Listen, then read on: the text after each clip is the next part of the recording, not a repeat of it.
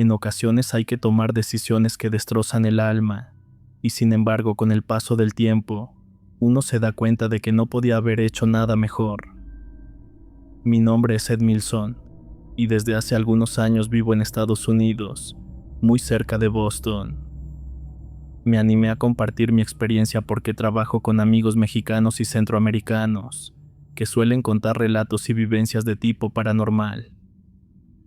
Algunos de dichos relatos me hicieron recordar el infierno que mi familia y yo atravesamos hace muchos años. Mi relato comienza en una pequeña comunidad llamada Sobraya, en la provincia de Minas Gerais, un próspero estado del sureste brasileño, famoso por sus ciudades coloniales de calles empedradas y por la fineza de su joyería, fruto de la riqueza mineral de la región. Existen seres que uno piensa que solo habitan en cuentos, en relatos de ancianos o en la imaginación de quienes no tienen la mente ocupada. Tal es el caso del protagonista de esta historia. En distintos países se le conoce como Nahual, hombre lobo y lobizón, pero en este rincón de Sudamérica recibe el nombre de Luisón. Antes de la colonización de gran parte del continente, ya existía la creencia de que estas aberrantes criaturas eran producto de una maldición que caía sobre familias numerosas. Se decía que cuando en una familia nacía un séptimo hijo varón, este al llegar a la adultez se transformaría en un Luisón durante las noches de luna llena. Aquella bestia era descrita como una criatura grotesca semejante a un perro de dimensiones descomunales, con garras y manos desproporcionadas, muy parecida a los nahuales de las leyendas mexicanas. Cada región relataba a estas criaturas de forma distinta. En Paraguay, donde habitaban las tribus guaraníes, se las asociaba más con los cadejos, seres de menor tamaño que a diferencia del Luisón protegían sus territorios naturales. En cambio, el Luisón era una criatura maldita que deambulaba sembrando el terror y causando desgracias, pero sobre todo profanando cementerios para alimentarse de los cadáveres. La historia que voy a contar es tristemente una historia de maldición, y lo más doloroso es que sucedió dentro de mi propia familia. Yo soy el mayor de 9 hermanos, 5 varones y 4 mujeres. Siempre fuimos muy unidos, y mi padre nos enseñó desde pequeños a trabajar duro. No teníamos otra opción ya que éramos muy pobres, pero en nuestra casa nunca faltó lo necesario. Cultivábamos café y criábamos ganado, y todos ayudábamos en lo que se podía, al igual que la mayoría de los vecinos. En nuestra comunidad nos conocíamos todos, y procurábamos apoyarnos mutuamente. El tiempo libre era escaso, pero en ocasiones los jóvenes íbamos al río cercano para nadar o pescar. Esa era nuestra única diversión. Sin embargo, nuestra tranquilidad se vio sacudida de un día para otro, cuando empezaron a suceder cosas extrañas en la comunidad. Como dije, todos nos conocíamos en el pueblo, y siempre reinaba el respeto entre vecinos, hasta que comenzaron a desaparecer gallinas y cabras. La gente, cansada de esas pérdidas, decidió reunirse para hallar una solución. Al principio eran solo aves y animales pequeños, pero luego empezaron a desaparecer cerdos y reses enteras.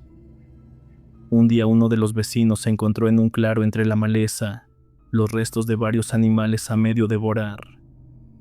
Era evidente que habían sido atacados por una bestia de gran tamaño, pues las marcas en los huesos revelaban una fuerza brutal, pues aquella criatura arrancaba la carne junto con el hueso. Esta situación alarmó profundamente a la comunidad, por lo que se organizaron guardias comunales. En Brasil muchas veces la justicia quedaba en manos de las autoridades rurales, y este era precisamente el caso. En mi pueblo solíamos recurrir a los ancianos para pedir consejos, y recuerdo a uno en particular llamado Rogeiro, a quien todos respetábamos demasiado. Él nos advirtió que debíamos actuar con rapidez, y que fuera lo que fuera la guardia debía disparar a matar, pues sospechaba que se trataba de un jaguar peligroso. Se armaron grupos de vigilancia, y por ser el hermano mayor formé parte de uno de ellos. Mi padre me confió un fusil para el servicio comunal. Pasamos varias noches en vela sin éxito, hasta que un vecino fue atacado. Sus gritos desgarradores resonaron en todo el lugar, y junto a ellos escuchamos un rugido ensordecedor. Corrimos para socorrerlo, pero cuando llegamos ya era demasiado tarde, pues su cuerpo estaba irreconocible. La bestia le había devorado las vísceras y desfigurado el rostro por completo. A partir de ese momento el miedo se apoderó del pueblo. La vigilancia se intensificó, pero nadie se sentía seguro. El descanso se volvió un lujo imposible, pues pasábamos las noches enteras intentando terminar con aquella criatura que parecía acecharnos desde la oscuridad. Sin embargo, existió un detalle peculiar, pues descubrimos que los ataques se repetían en un patrón. La bestia atacaba los días martes y viernes. La mayoría lo ignoró, pero Rogeiro, al que llamábamos el Grande, lo tomó muy en serio. Él era un hombre demasiado sabio con conocimientos de curandero, versado en la macumba, como llamamos en Brasil a la brujería. Con voz grave nos advirtió que no enfrentábamos a un jaguar, sino a un lobizón, y que si estaba en lo cierto nuestras armas no surtirían efecto a menos que fueran curadas. Los días siguieron y con ellos los ataques. Lo que nos llevó al límite fue un hallazgo cerca del cementerio, pues había restos de cadáveres profanados y arrancados de sus tumbas para servir de alimento a la bestia. La comunidad estaba sobrepasada por el terror, pero para mí lo peor estaba por llegar. En esos días teníamos una vaca a punto de parir. El becerro venía atravesado debido a una caída, y como hermano mayor me correspondía resolverlo. Pedí a mis hermanos que cuidaran la casa mientras yo iba en busca de mis padres, que se encontraban trabajando en una finca de bananas cercana. Allí teníamos una choza pequeña donde guardábamos herramientas. Cuando llegué jamás imaginé lo que vería. Mi padre estaba herido de gravedad y mi madre lloraba desconsolada. Corrí sin perder tiempo para ayudarlos, y entonces lo vi. Había un hombre revolcándose en el suelo y girando de un lado a otro, hasta que ante mis ojos se transformó en un monstruo espantoso. El horror me paralizó por un instante, pero enseguida tomé una pala para defenderme. Estaba a punto de dar el primer golpe, cuando mi padre me detuvo con un grito desesperado. En ese momento la bestia cegada de furia lo atacó por la espalda causándole graves heridas, y luego huyó corriendo entre la oscuridad. Mi padre estaba muy mal herido, y mi madre sollozaba sin consuelo, y yo me encontraba atrapado entre la rabia y el miedo. Intenté mantener la calma, y le pregunté a mi padre por qué me había detenido, por qué no me permitió acabar con aquella criatura. En ese momento descubrí con horror un secreto que mis padres habían intentado ocultar a toda costa. Hacía algunos años mi hermano menor de nombre Gabriel había ido a trabajar a la provincia de Paraná, y jamás volvimos a saber de él. Nuestros padres nos hicieron creer que algo le había ocurrido, pero aquella noche confesaron la verdad. El hombre que ante mis ojos se había transformado en aquella bestia era mi hermano menor. Mi madre sollozaba desconsolada, pues temía que la gente del pueblo quisiera hacerle daño. Les rogué que mantuvieran la calma y corrí en busca de Rogeiro. Cuando finalmente llegué a su casa le conté todo, la transformación de la criatura y la confesión de mis padres. Rogeiro, con la mirada seria, me dijo que la criatura ya no pensaba como ser humano y que solo había una solución: acabar con la vida de mi hermano. No supe qué responder. Pregunté si no existía otra opción, y él me aseguró que si Gabriel todavía conservaba algo de razón, lo único que desearía sería que lo liberáramos. Confundido le pedí que me dijera qué hacer. Rogeiro respondió que ya había curado las balas y preparado machetes, que no debía pensarlo dos veces al momento de atacar, pues el lobizón era demasiado rápido, y si tenía oportunidad mataría a cualquiera que se le cruzara. Al terminar nos dijo que tendríamos apenas un instante para actuar. Durante días buscamos a la bestia sin descanso de día y de noche, pero no la podíamos encontrar. Rogeiro insistía en que la criatura estaba hambrienta y que solo quedaba esperar. La noche en que todo terminó fue de luna llena. Escuchamos ruidos en un corral en las afueras de la comunidad, seguidos por disparos y los gritos de hombres pidiendo ayuda. Rogeiro dio la señal para rodear el lugar. La bestia se abalanzó contra algunos vecinos antes de que pudiéramos intervenir. Entonces se presentó mi oportunidad, pues vimos a la bestia que estaba atacando a uno de los hombres. Por un instante los recuerdos de Gabriel invadieron mi mente, pero los gritos me trajeron de vuelta. Con todo el dolor del mundo apunté y disparé al pecho de la criatura. Fallé la primera vez, pero en las siguientes 3 balas le di de lleno. Cuando cayó al suelo, los demás se acercaron para rematarlo, ignorantes de su identidad. Rogeiro los detuvo, y poco a poco la forma monstruosa volvió a ser humana. Gabriel quedó agonizando ante mí, y recuerdo que intentó decir algo con la mirada, pero no tuvo fuerzas para hablar. Murió en mis brazos, y ese momento me destrozó.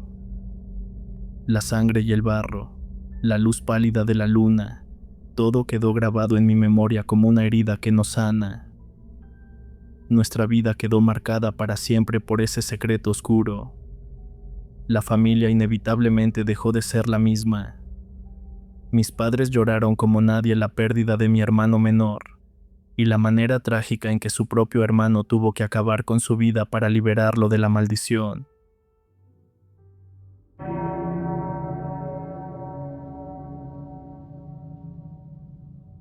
El tema de las brujas en algunos lugares se cuenta como simples leyendas o historias para entretenerse.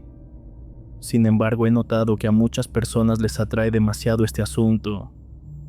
En mi pueblo, ubicado cerca del estado de Tlaxcala, basta con mencionar la palabra bruja para poner a cualquiera nervioso y llenarlo de miedo. A continuación entenderán la razón. Lo que voy a relatar es real, pues mi abuelo nos contó esta historia. Todos en la familia y también la gente de ese pequeño pueblo la conocen.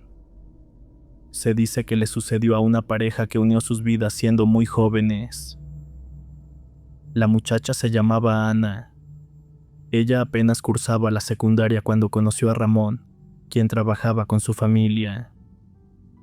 Con el paso de los meses se casaron, y pronto llegó su primer bebé. El problema era que Ana era demasiado inmadura, y a menudo le faltaba paciencia para atender a su hija.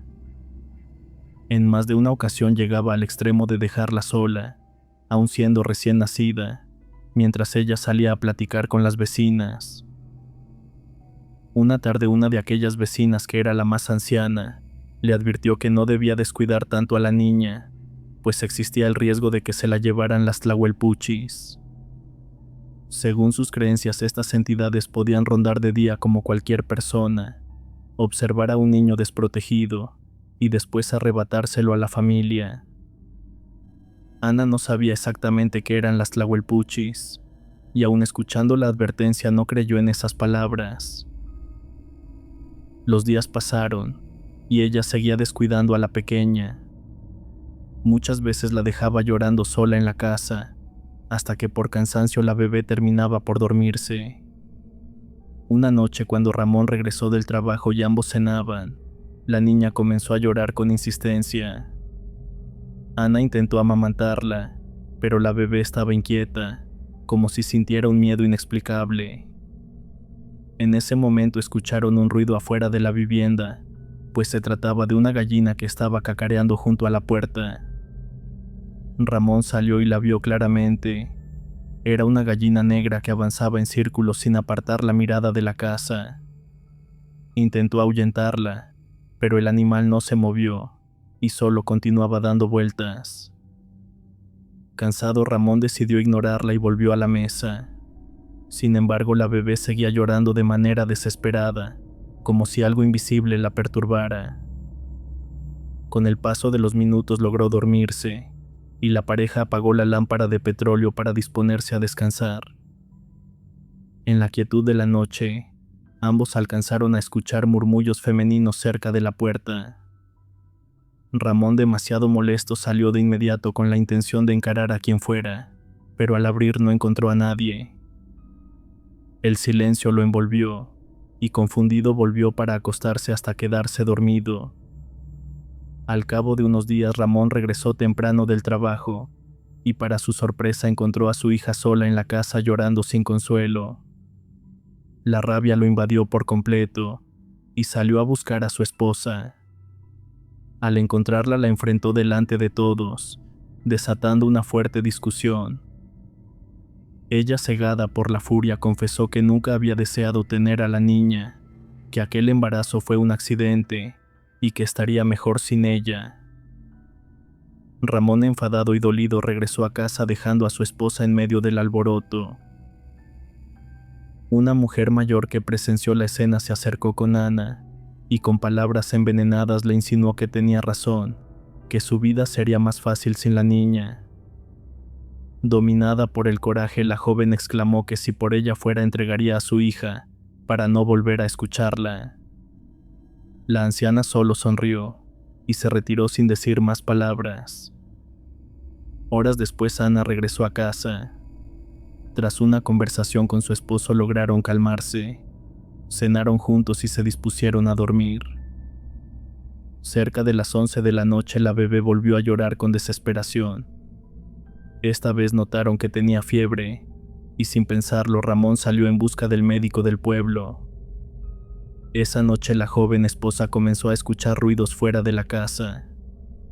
Pensando que era su marido, salió a buscarlo, pero notó con inquietud que las pocas luces de la calle estaban apagadas. Entre las sombras distinguió la silueta de un hombre que la observaba fijamente. Desesperada le pidió que se apresurara porque la bebé tenía fiebre y los remedios no surtían efecto. Sin embargo, aquel hombre permaneció inmóvil y lo único que hizo fue mover la cabeza en señal de negación. Un escalofrío le recorrió el cuerpo y asustada regresó al interior de su casa, asegurando la puerta con fuerza. Con la niña en brazos y sin saber qué hacer, escuchó 4 golpes secos que retumbaron en la madera, haciéndola sobresaltarse. Pensó que se trataba de Ramón, pero los golpes se repitieron con más violencia, obligándola a retroceder. Llamó a su esposo con desesperación, pero no obtuvo respuesta. Fue entonces cuando escuchó pasos corriendo alrededor de la casa, como si alguien la acechara. La mujer, llena de miedo, gritó que la dejaran en paz, que su esposo regresaría en cualquier momento, pero una voz ronca y profunda respondió desde la oscuridad que él no volvería. Aterrada, creyó que se trataba de un ladrón. Sujetó con fuerza a la niña y tomó el machete que estaba junto a la puerta. Entonces un golpe más fuerte que los anteriores sacudió toda la vivienda, haciendo temblar las paredes de adobe. Ella rompió en llanto, abrazando a su bebé mientras esperaba lo peor. En ese instante escuchó la voz de su esposo, lo que le devolvió un poco de calma. Abrió la puerta con cautela y sintió alivio al verlo acompañado por el médico del pueblo. El doctor revisó a la pequeña y luego Ramón acompañó de regreso al visitante, pues había aceptado no dejarlo regresar solo. La joven, temblando, le contó lo sucedido, pero su marido no le creyó del todo. Antes de marcharse le pidió que se tranquilizara, asegurándole que en un rato estaría de vuelta. La mujer cerró la puerta con llave y apenas se quedó sola comenzó a rezar. Sin embargo, su plegaria se vio interrumpida por murmullos y risas que parecían provenir de varias mujeres burlándose de ella en la oscuridad. Esperaba que algún vecino saliera para comprobar el alboroto, pero nadie lo hizo. Minutos después Ramón regresó. Ella le narró lo ocurrido con detalles, pero él continuó incrédulo. Esa noche ya no pudo conciliar el sueño y aguardó la llegada del amanecer. Apenas salió el sol, su esposo partió rumbo al trabajo. Esta vez la joven decidió no salir de casa y se quedó cuidando a la niña. Con el paso de las horas, varias vecinas llegaron para saber de ella, extrañadas porque no había salido como acostumbraba. La joven molesta reaccionó con incredulidad y desdén, asegurando que eran solo tonterías, aunque en su interior las palabras de la mujer le sembraron un miedo silencioso. Más tarde, cuando Ramón regresó, le repitió lo que había escuchado, pero él la tranquilizó diciendo que todo eso eran supersticiones antiguas, cuentos heredados desde la conquista.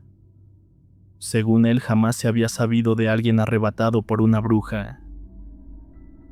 La tarde transcurrió con calma. Después de dormir a la bebé, ambos hicieron lo mismo. Sin embargo, aquella noche Ana tuvo un sueño inquietante. Escuchó la voz profunda de un hombre que le ordenaba cuidar de su hija, advirtiéndole que de lo contrario se la llevarían. Sobresaltada, despertó de inmediato y corrió a ver a la niña. Todo parecía tranquilo, hasta que Ana volteó hacia la ventana y notó que la cobija que usaba como cortina estaba en el suelo, y en ese instante la vio.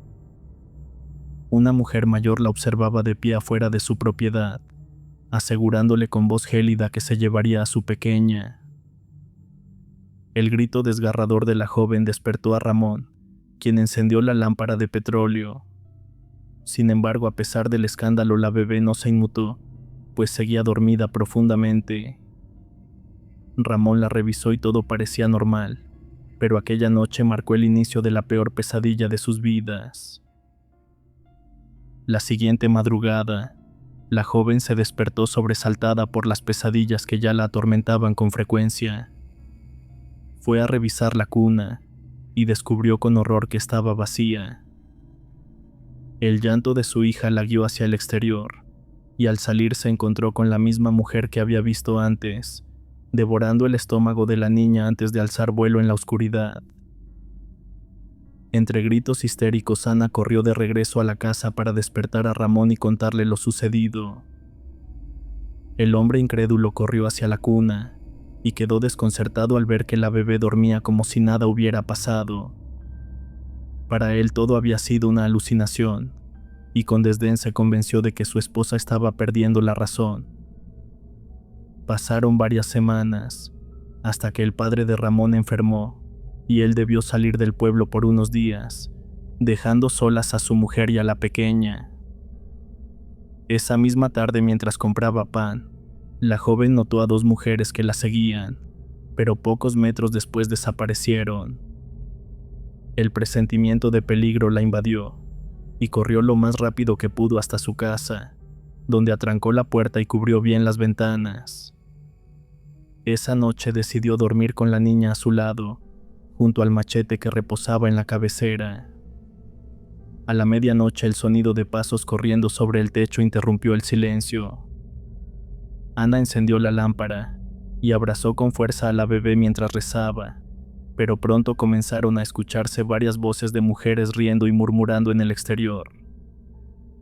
El miedo la paralizó totalmente, pero aún así el cansancio la venció y se quedó dormida. Apenas si cerró los ojos por unos segundos, y al abrirlos descubrió que la cuna estaba vacía. El llanto de su hija volvió a sonar, pero esta vez desde afuera. Desesperada tomó el machete y salió corriendo. En la penumbra distinguió claramente a la misma mujer sosteniendo a su hija en brazos y sonriendo de forma siniestra mientras la pequeña lloraba desconsolada. Ana corrió hacia ella con toda la fuerza de su cuerpo, pero la figura se elevó en el aire para después volar en dirección a un cerro cercano. Entre gritos de auxilio, la joven despertó a los vecinos, quienes escucharon su relato con horror. Los hombres y mujeres del pueblo se organizaron y partieron rumbo al cerro, decididos a enfrentar a las temidas tlahuelpuchis. Al internarse entre la maleza, escucharon los lamentos desgarradores de la bebé, mezclados con risas femeninas que helaban la sangre.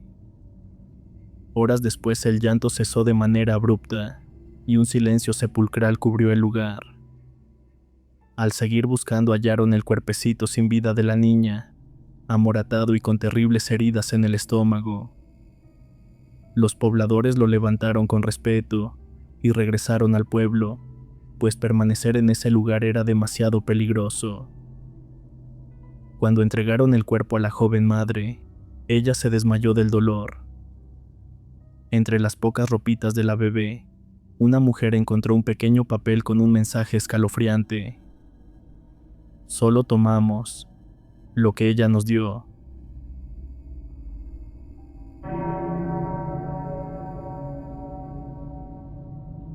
Lo que para muchos son simples historias que escuchan para entretenerse, para nosotros representan un verdadero infierno, ya que hemos visto con nuestros propios ojos el verdadero mal que se esconde a la vista de todos. Lo que van a escuchar es un evento basado en hechos reales, y lamentablemente nos ocurrió a mi marido y a mí. El tema de las brujas y todo lo relacionado con ese mundo tan oscuro debe tratarse con respeto, pues se darán cuenta el poder que llegan a tener estas entidades. Hace algún tiempo mi pareja y yo teníamos la costumbre de salir de campamento de vez en cuando.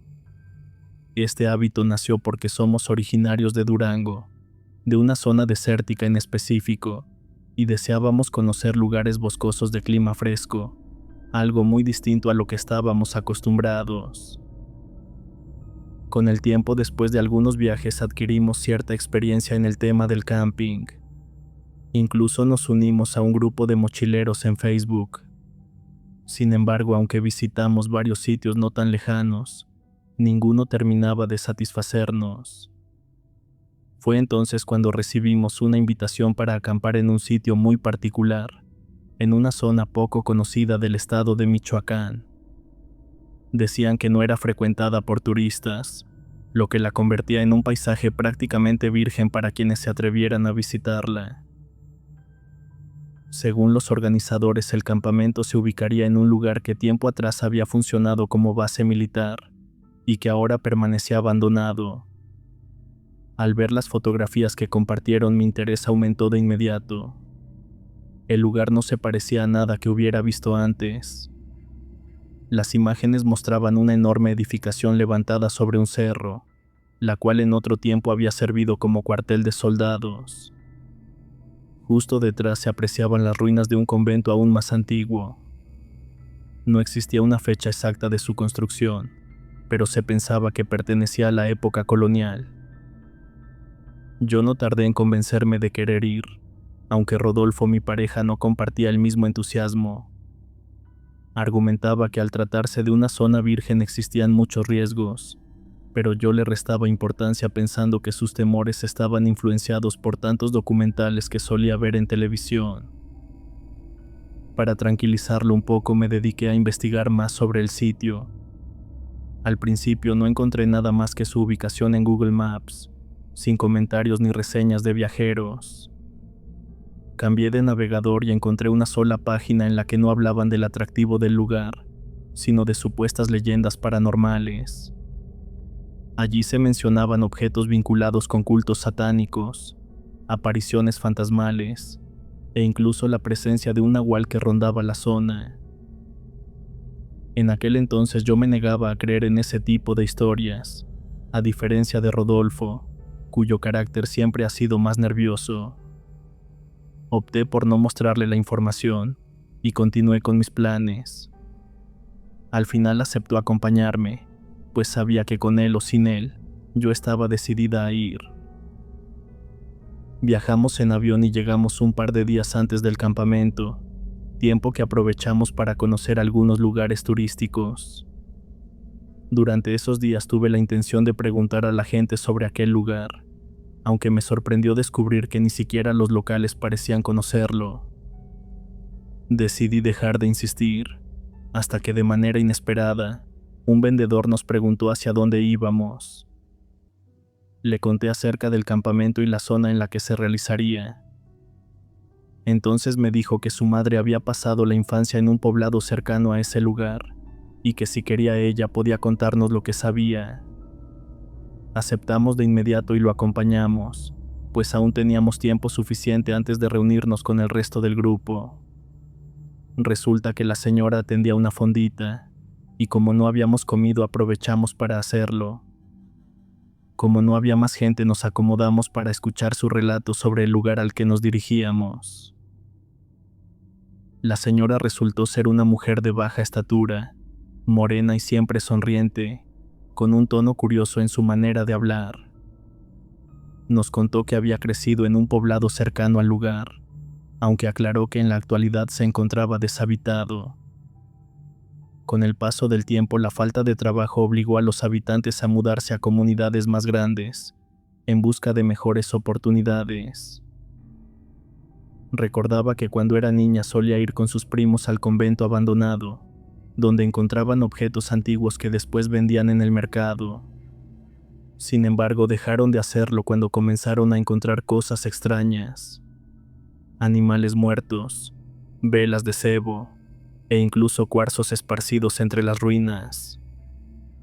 Su abuela, mujer profundamente creyente en la brujería, les prohibió volver al lugar después de que una de sus primas desapareciera misteriosamente allí. Según decía, la pérdida de la niña estaba relacionada con una entidad demoníaca que habitaba bajo aquellas ruinas. Mientras relataba lo ocurrido, la mujer se mostró conmovida y sus ojos se humedecieron al recordar la tragedia de su infancia. Por respeto no quisimos indagar más en el tema.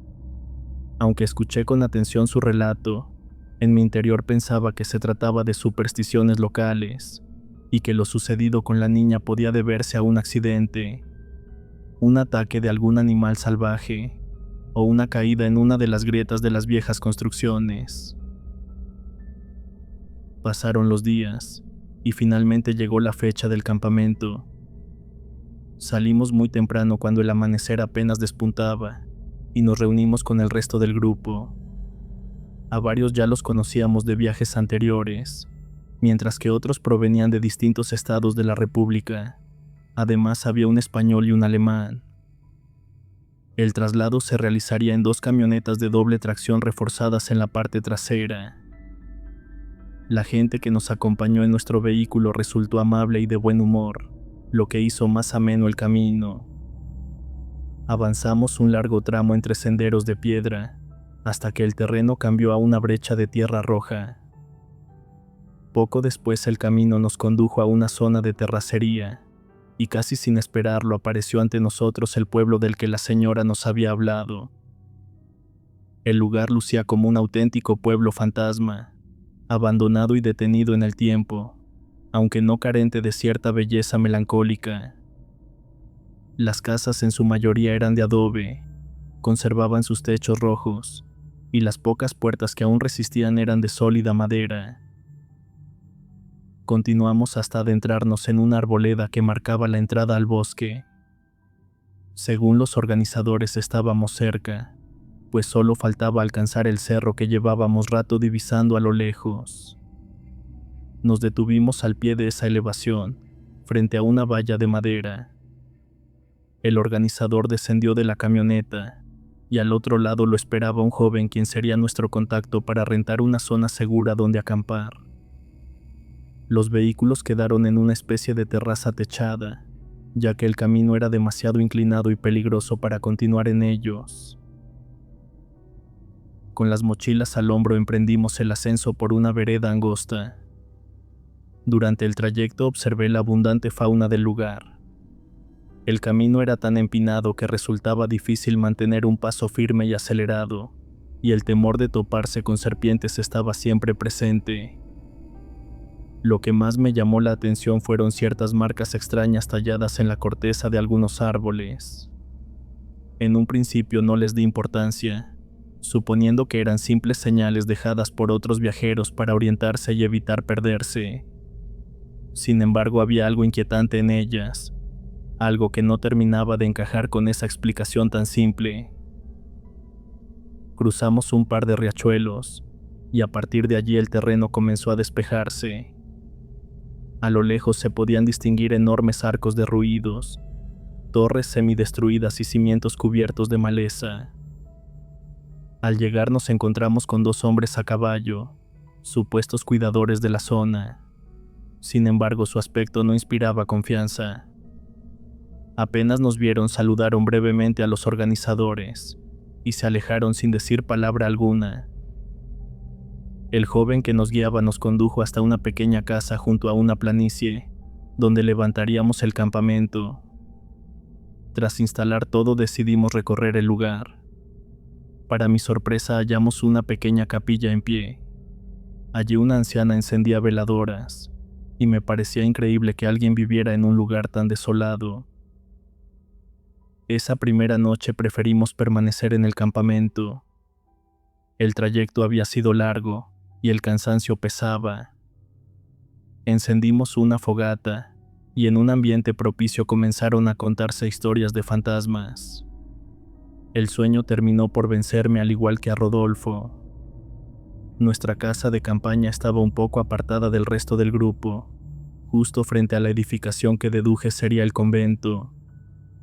Desde allí se distinguían esculturas religiosas.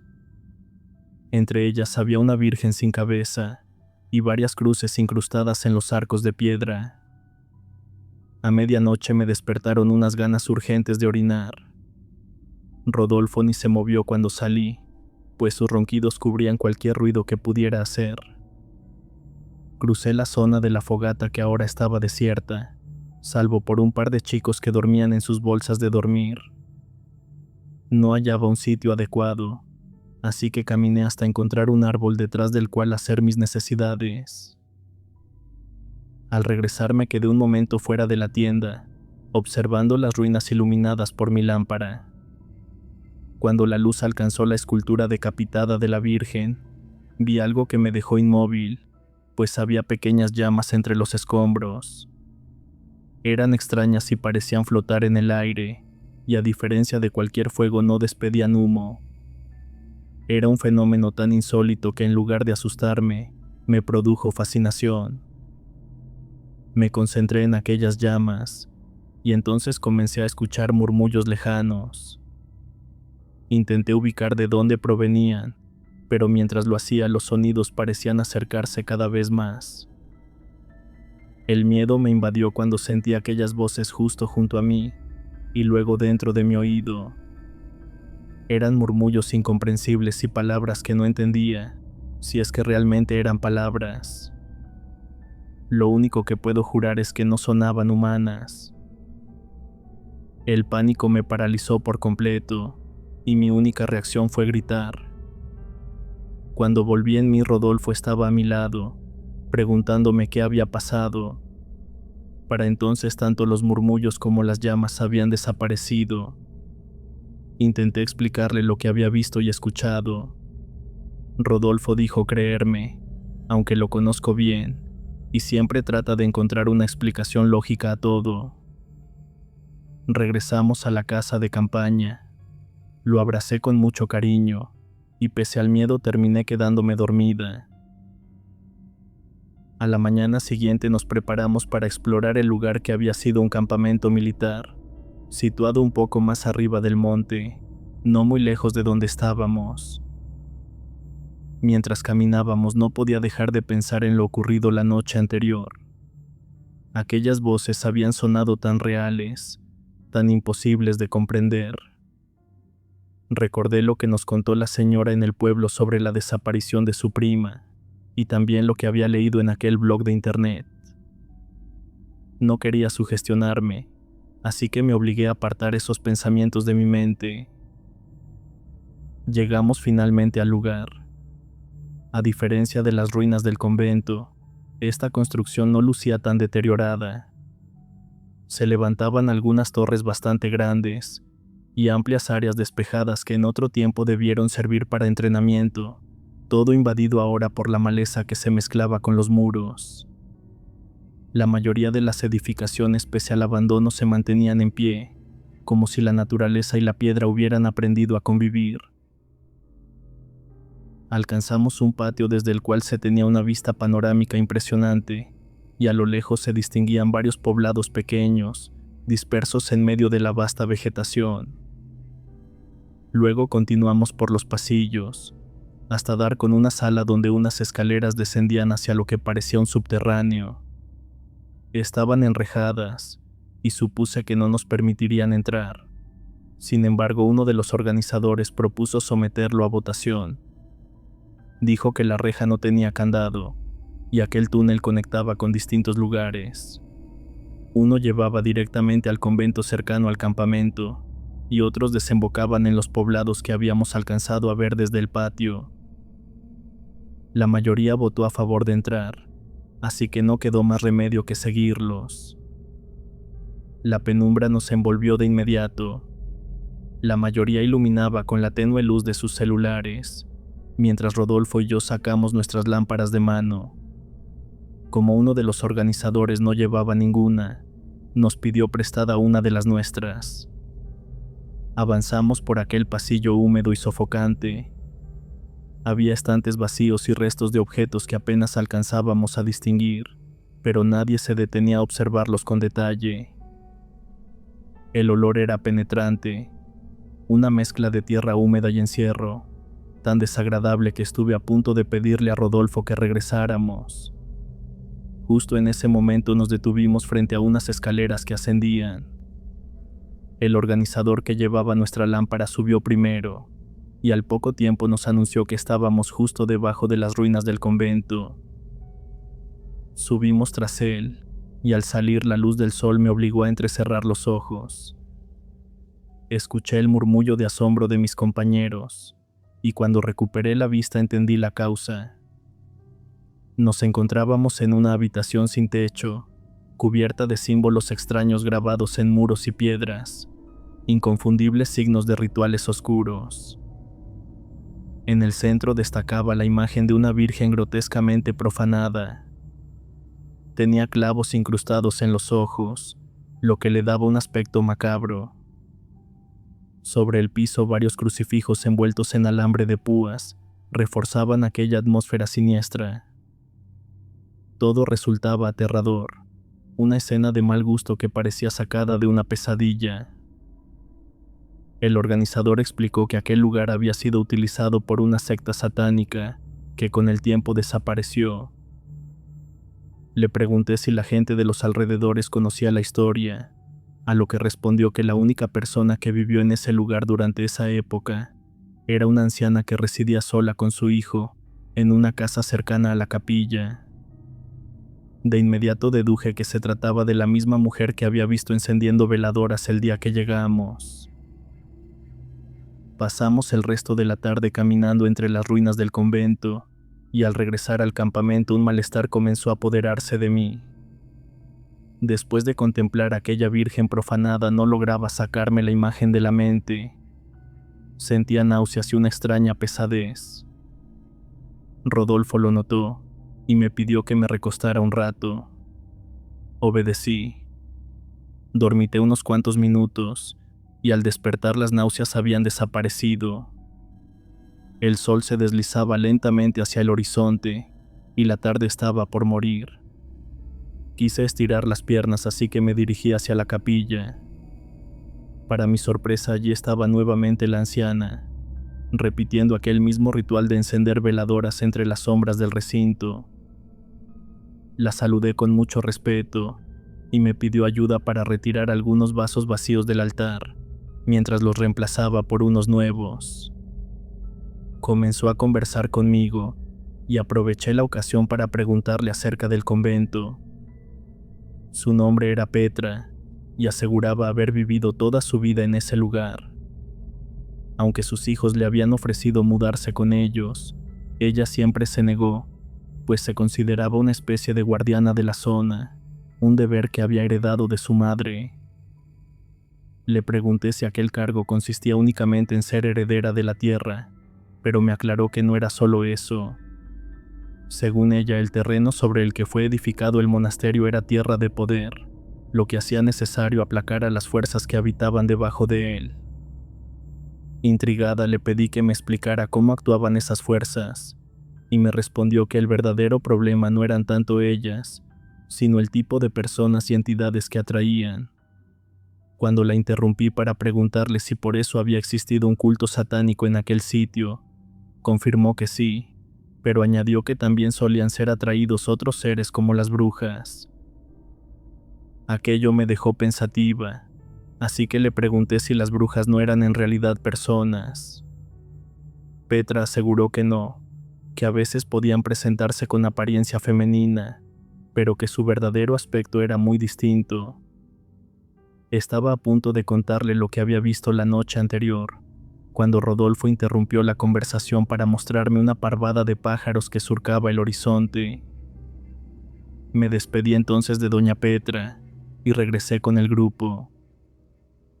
Aquella noche charlamos con los dos extranjeros, quienes nos confesaron haber visto también pequeñas flamas en las ruinas, al igual que yo, aunque sin escuchar ningún sonido extraño. La plática derivó nuevamente en temas paranormales, lo que incomodó a Rodolfo y nos llevó a alejarnos de la fogata. Nos quedamos un rato observando las estrellas, hasta que un alboroto en el campamento nos obligó a levantarnos. Descubrimos que doña Petra había sufrido una embolia, y entre varios del grupo la llevaron de inmediato a los vehículos para trasladarla al hospital. Nosotros regresamos al campamento con la idea de que al día siguiente visitaríamos el pueblo fantasma de camino de regreso. Sin embargo, aquella noche se convirtió en la más larga y aterradora de mi vida. Me desperté de madrugada al escuchar unos rasguños afuera de la casa de campaña. Al incorporarme noté que Rodolfo no estaba en su bolsa de dormir. Me puse la chamarra para poder salir, pensando que quizás se había dirigido al baño. Lo esperé sentada en un tronco frente a la tienda, pero pasó más de una hora y no regresaba. Preocupada encendí mi lámpara y apunté hacia las ruinas con la esperanza de encontrarlo. Para mi alivio lo vi. Estaba de espaldas y completamente inmóvil, como si permaneciera en trance. Silbé para llamarlo, pero no reaccionó. Entonces lo llamé en voz alta, y aquello sí lo hizo responder, aunque no de la manera que yo esperaba. Apenas terminé de pronunciar su nombre, Rodolfo comenzó a caminar lentamente en dirección al monasterio abandonado. Corrí tras él, pero la distancia me impedía alcanzarlo. Observé cómo se internaba en las ruinas perdiéndose bajo uno de los arcos. Me quedé quieta, dividida entre el miedo de entrar allí y la angustia de dejarlo solo. Tras unos instantes de duda tomé la decisión de seguirlo, pero no lo haría en solitario. Regresé con los dos extranjeros, quienes aceptaron acompañarme sin dudarlo. Entramos en las ruinas iluminando el área con nuestras linternas, mientras mi voz resonaba llamando a Rodolfo. A medida que avanzábamos notaba cómo los dos hombres que me acompañaban se volvían cada vez más nerviosos. Uno de ellos, proveniente de España, se giraba constantemente para alumbrar el camino detrás de nosotros, asegurando que escuchaba algo siguiéndonos. Su comportamiento empezó a contagiarme inquietud, y sentía cómo mi nerviosismo crecía. Cuando estoy así tiendo a volverme cortante. Giré con firmeza hacia él, y le dije que si sentía miedo estaba en su derecho de regresar al campamento, pues yo seguiría buscando sola. El hombre se disculpó, y para mi sorpresa no retrocedió, sino que nos animó a seguir adelante. Reanudamos la marcha. Quizá fue la sugestión, pero apenas retomamos el camino yo también comencé a escuchar ruidos extraños.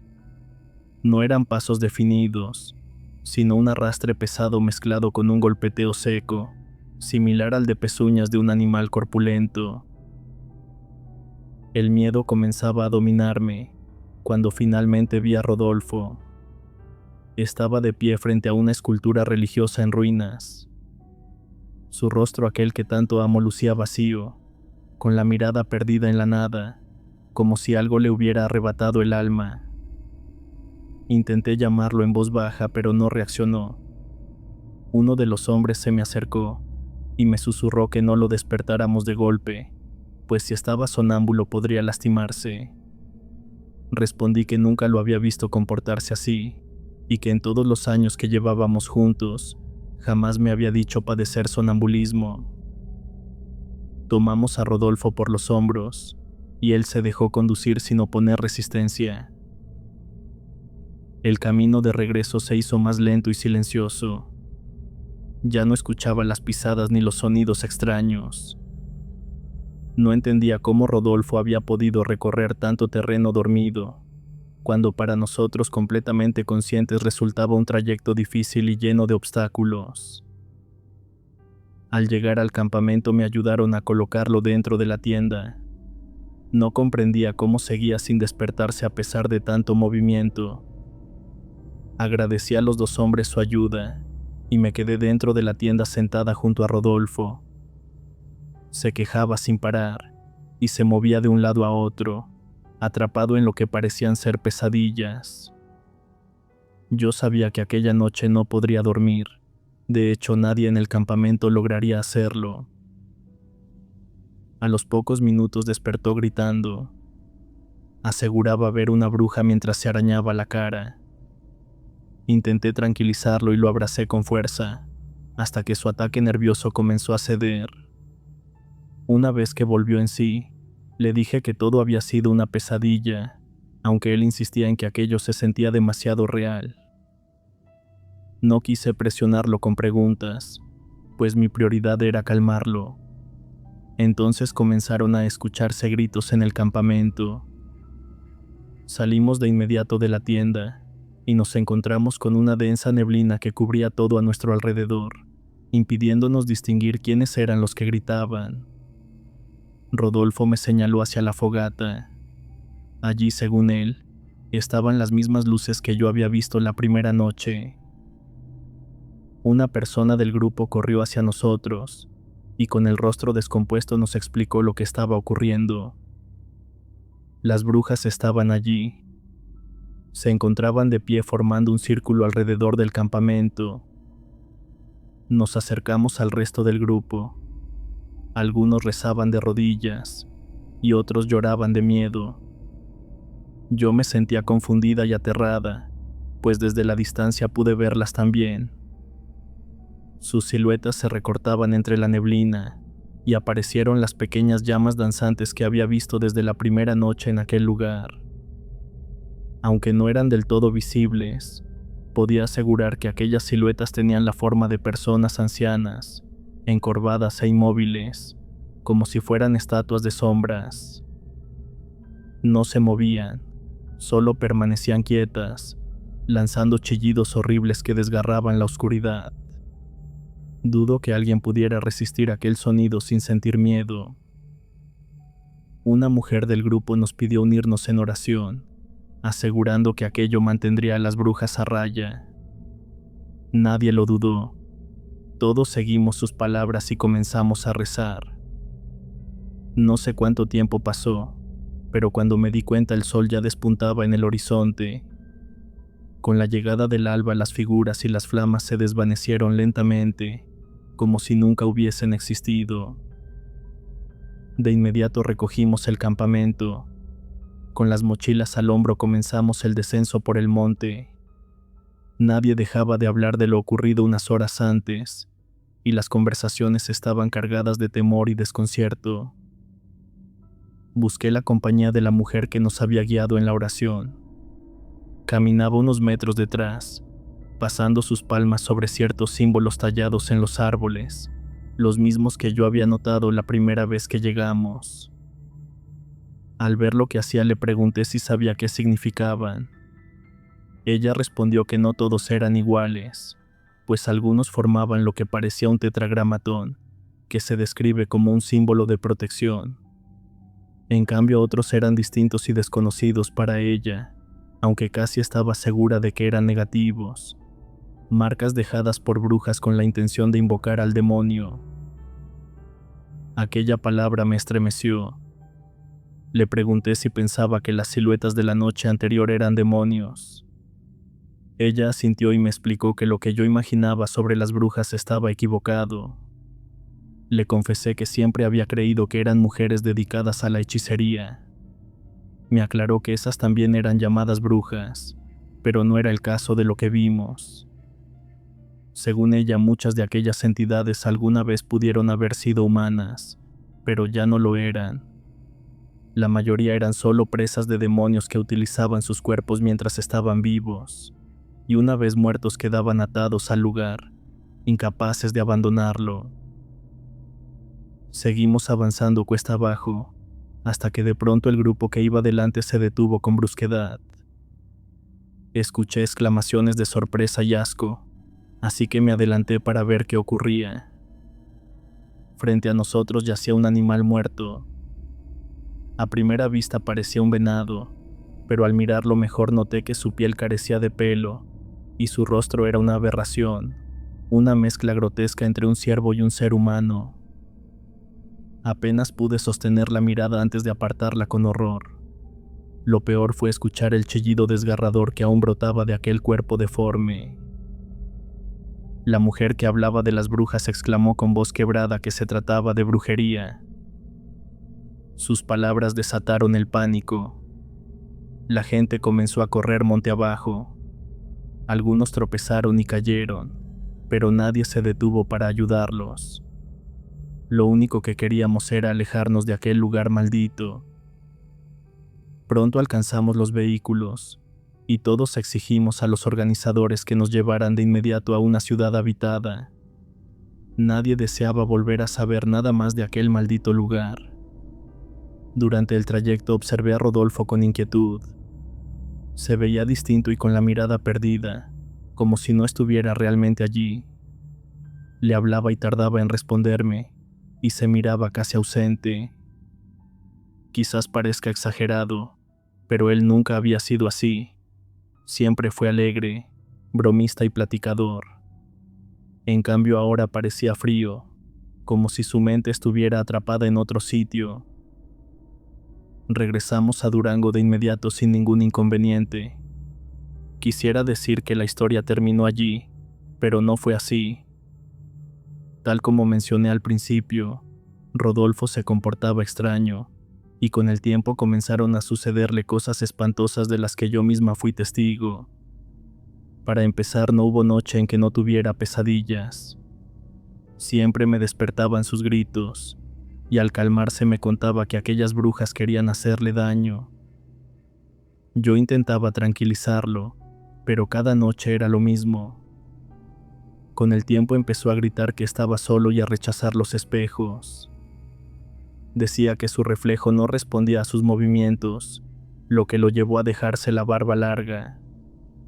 Al principio pensé que deliraba, hasta que pude comprobarlo. Increíblemente su reflejo gesticulaba cosas que él no hacía, como arquear las cejas o mover los labios. También empezó una racha de infortunios.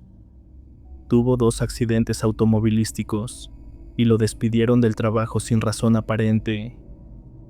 Me confesaba que casi siempre antes de que algo malo le sucediera, veía en la lejanía una silueta coronada con llamas, muy parecida a las que vimos en aquella excursión. Desesperados buscamos ayuda. Visitamos un par de curanderas y seguimos sus indicaciones al pie de la letra, pero nunca obtuvimos resultados. Al contrario, las cosas empeoraron. A veces en nuestra habitación aparecían las mismas siluetas del convento, aunque esto solo sucedía cuando Rodolfo estaba conmigo. En las pocas ocasiones que estuve sola no vi nada, y sinceramente mi día transcurría con normalidad. Por consejo de una compañera de trabajo acudimos al consultorio de un parapsicólogo. Tras analizarnos, afirmó que un ente parasitario había entrado en el cuerpo de Rodolfo. Nos dio una serie de instrucciones antes de volver a consultarlo. Lo primero que debíamos conseguir era una lámpara de aceite especial para aceite sacro. Me costó trabajo encontrarla, y tuve que ir a un mercado donde vendían hierbas y artículos de santería. Sentía vergüenza al preguntar, como si todos me miraran de una forma burlona. Lo segundo era aceite bendito. Para conseguirlo fui a una tienda de artículos religiosos. Compré el aceite y luego entré a misa. Según el parapsicólogo, era necesario que el aceite fuera bendecido ante el Santísimo. Me quedé hasta el final de la misa, y cuando el sacerdote se acercó a bendecir los objetos, Me miró extrañado al ver la bolsa de aceite. Se aproximó para pedirme que lo esperara. Me senté en una banca un poco avergonzada, aunque yo sabía que no hacía nada malo. El padre me preguntó para qué usaría el aceite, y le conté toda mi historia. Me escuchó sin interrumpirme, aunque no sé si me creyó. Al final me advirtió que esperaba que no lo utilizara para hacer brujería. Le respondí que no, y me alejé rápidamente. Lo último que debíamos hacer era acudir de nuevo al parapsicólogo y llevarlo todo. Así lo hicimos. Encendimos la lámpara, y el parapsicólogo comenzó a rezar. Luego le pidió a Rodolfo que se sacudiera todo el cuerpo, comenzando por los pies y terminando en la cabeza. Cuando Rodolfo inició aquel movimiento, la lámpara empezó a soltar mucho humo.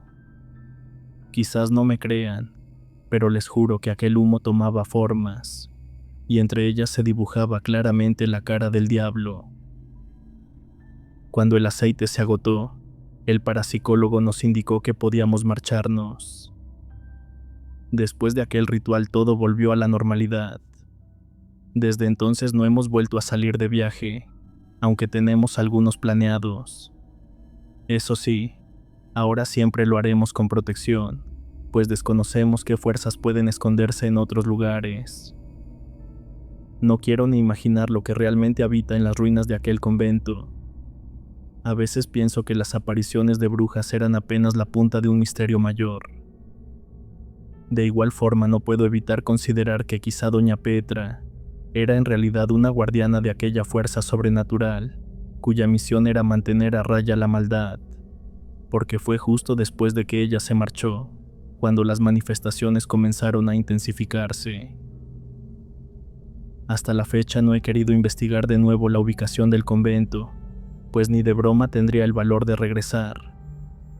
Si un simple parásito fue capaz de provocar tanto tormento en mi pareja, prefiero no imaginar qué clase de entidad fue capaz de engendrar aquella abominación que vimos en medio del camino. Esta fue mi historia. Solo me queda recomendarles que cada vez que viajen, además de lo necesario, lleven siempre alguna forma de protección espiritual, pues nunca se sabe qué horrores pueden estar aguardando en las sombras.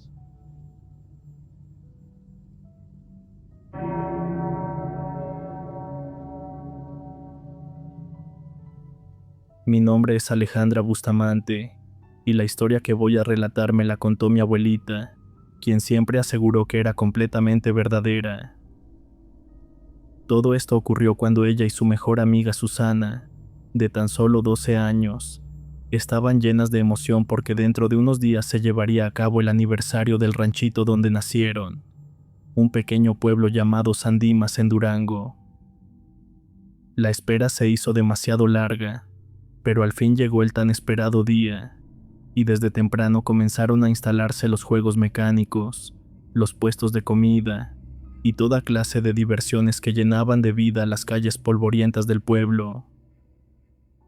Mi abuelita, que había estado ahorrando durante todo el año, estaba feliz de poder gastar su dinero en aquel festejo, pero lo que la hizo más dichosa fue que su padre, dueño de la tienda del pueblo, le entregó 100 pesos para que disfrutara todavía más.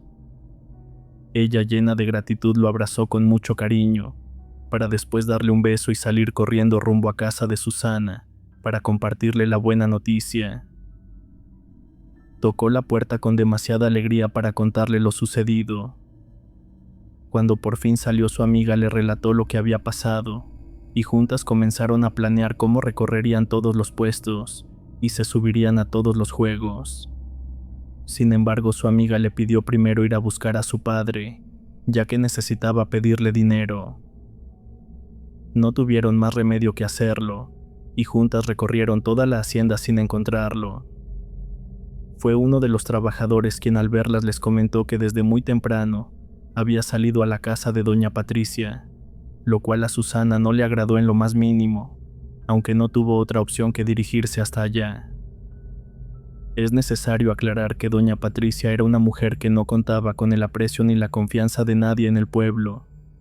Se decía que practicaba brujería, y que gracias a sus artes oscuras muchas mujeres buenas habían perdido la vida. Después de sus muertes, los maridos quedaban bajo el dominio de doña Patricia, quien se quedaba con sus fortunas para luego abandonarlos en la ruina y la miseria. Además, se comentaba que provocaba enfermedades terribles e incurables a través de conjuros y brebajes, lo que hacía que muchos la temieran en silencio. Por todo esto, Susana temía profundamente que su padre pudiera ser víctima de aquella mujer. Las dos niñas salieron corriendo rumbo a la casa de doña Patricia, acompañadas por el capataz que temía que pudiera pasarles algo en el camino.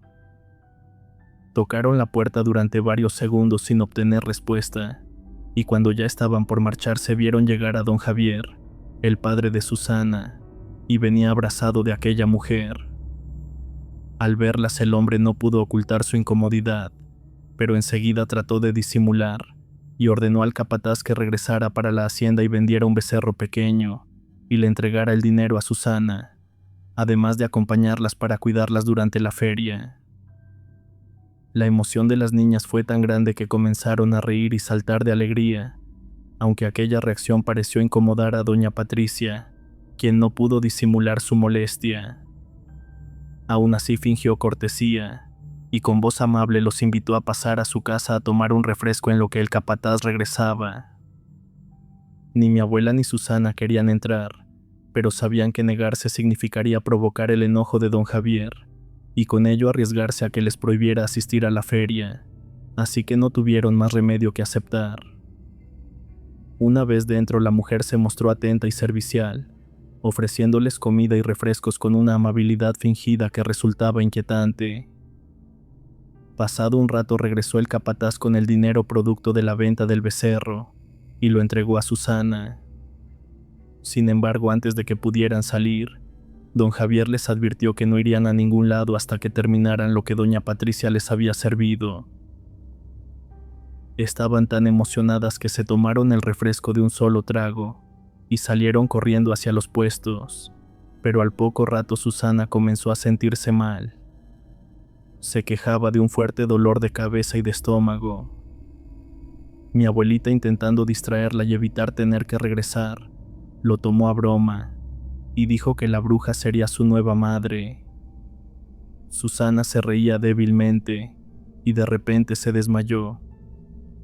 La gente empezó a gritar y a pedir ayuda, y fue entonces cuando todo se agravó. Relata mi abuela que el rostro de Susana perdió color y se volvió amarillento. Los labios adquirieron un tono azulado y el capataz la cargó en brazos para avisarle a don Javier.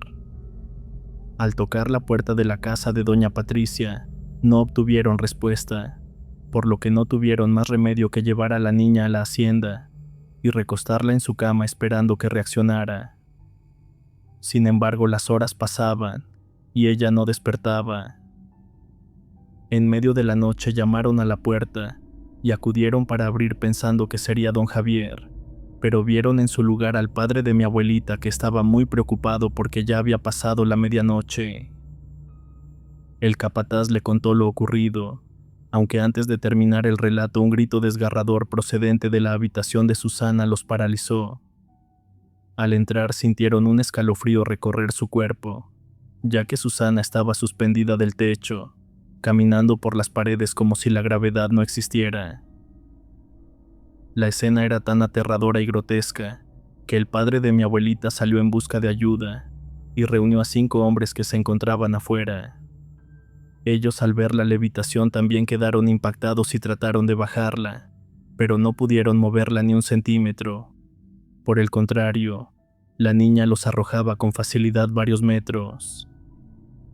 El cuarto se congelaba poco a poco, y la niña se hacía daño y se burlaba de los intentos por dominarla, y mi abuelita no alcanzaba a comprender cómo aquellos hombres fuertes eran incapaces de someter a un cuerpo tan pequeño y frágil.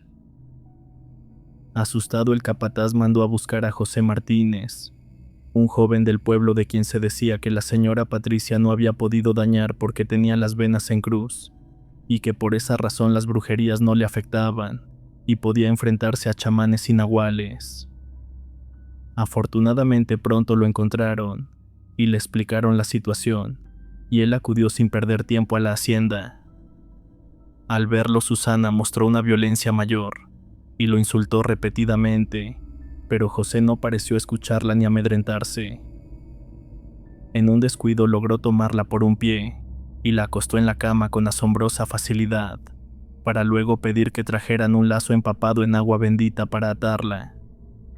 Así lo hicieron, y por fin consiguieron sujetarla. Los ojos de mi abuelita no daban crédito a lo que miraban. José pedía que avisaran al padre de Susana, porque aquello terminaría con la niña rápidamente. El capataz replicó que ya lo habían buscado por todas partes sin resultado, y añadió con temor que seguramente la bruja doña Patricia lo tenía retenido, y no lo dejaría venir tan fácil. Entonces José pidió a mi abuela que relatara todo lo que recordara. Ella narró lo sucedido desde la llegada a la casa de la mujer, y mencionó que se había sentido mal justo después de tomar el refresco.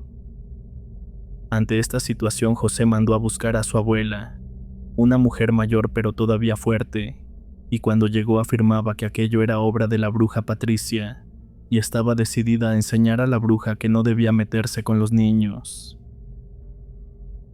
Ambas mujeres tenían una rivalidad desde años atrás, pues la abuelita de Juan se había enfrentado en múltiples ocasiones a casos similares al de Susana. La experiencia le daba cierta seguridad, aunque en el ambiente reinaba la tensión. La mujer comenzó a encender hierbas y carbones pronunciando palabras que nadie lograba comprender. El humo impregnaba la habitación, y aunque parecía que realizaba un trabajo importante, nada sucedía. Algunos de los presentes comenzaron a desesperarse, cuestionando la eficacia de lo que hacía, pero ella con una calma inquietante respondía que había que esperar, pues en cualquier momento la bruja se presentaría, y cuando eso ocurriera la obligarían a liberar a don Javier y a su hija. El cansancio fue ganando terreno entre todos. Apenas podían mantenerse en pie cuando de repente la puerta de la habitación de Susana se abrió de un violento empujón. Lo que apareció dejó a todos paralizados, pues un ave enorme semejante a un guajolote, pero 4 veces más grande, irrumpió en el cuarto con chillidos desgarradores. Revoloteaba con furia intentando en repetidas ocasiones atacar a la abuelita de Juan, pero sin lograr su objetivo. La tensión aumentaba demasiado, hasta que en un golpe de suerte Juan consiguió derribar a la criatura. Sin perder tiempo la amarraron de las patas con un listón rojo, y como medida adicional trazaron un círculo de sal a su alrededor para evitar que escapara si lograba soltarse. El ave chillaba con tanta fuerza que varios vecinos se acercaron alarmados por el alboroto. Finalmente la arrastraron hasta un naranjo y la dejaron atada bajo su sombra, mientras el sol comenzaba a iluminar con fuerza la mañana. A las 8 en punto don Javier apareció en la casa, apresurado y con el rostro desencajado, pues en el camino un vecino le había informado del estado de su hija. Al entrar en la habitación la vio con la misma fuerza sobrehumana, blasfemando y atacando a cualquiera que se le acercara. Incapaz de soportar aquella visión, el hombre se quebró en llanto, reprochándose entre sollozos el haber caído bajo los encantos de Patricia. La abuelita de Juan intentó consolarlo, asegurándole que todo estaría bien y que cuando la bruja recuperara su forma humana, podrían obligarla a deshacer el mal que había lanzado sobre la pequeña. Solo así la niña volvería a ser la misma. Don Javier, aunque incrédulo en estas cosas, estaba dispuesto a aceptar cualquier condición con tal de salvar a su hija. En ese momento Juan interrumpió para recordar que ya era hora de confirmar la identidad de la criatura que habían capturado durante la madrugada. Todos se dirigieron al naranjo, y lo que encontraron fue aterrador. Atada de los pies, golpeada y desnuda, y tirada en la tierra se hallaba Patricia. Su cuerpo maltrecho confirmaba lo que temían. Don Javier, en un estallido de rabia y dolor, gritó maldiciones contra la bruja, asegurándole que le habría dado lo que quisiera sin necesidad de haberle hecho daño a su hija. Patricia en silencio no se defendió ni pronunció palabra alguna. Fue entonces cuando Juan se acercó con firmeza y le advirtió que si quería que la liberaran, debía revertir el mal que había lanzado sobre la pequeña y marcharse lo más lejos posible, jurando no volver jamás al pueblo. La bruja aceptó el trato y tras cumplir lo exigido, Susana recuperó la salud y volvió a ser la misma de antes. Sin embargo, aquel evento marcó para siempre a mi abuelita y a su familia. Temerosos de que Patricia algún día regresara en busca de venganza, decidieron dejar atrás el hermoso pueblito y mudarse a la ciudad de Durango, donde creyeron que estarían más seguros de la sombra de la bruja.